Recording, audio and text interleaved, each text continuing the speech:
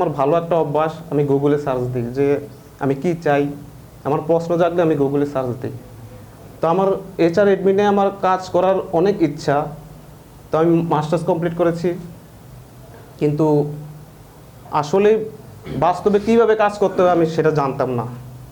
তো আমি গুগলে সার্চ দিই যে এইচআর এডমিন সোশ্যাল কমপ্লায়েন্স অথবা এইচআর এডমিন কোর্স লিখে সার্চ দিই।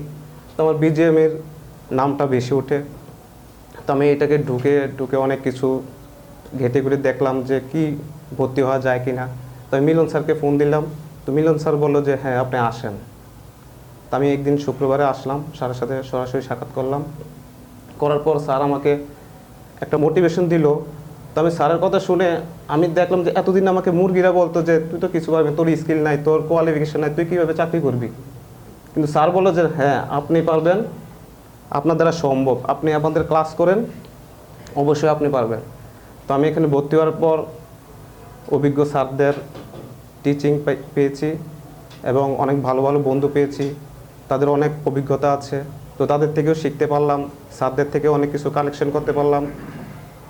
তো আমার ভিতরে এখন সেই হতাশা ডিপ্রেশনটা কেটে এখন আমি ভবিষ্যতে অনেক উন্নতি করতে পারবো।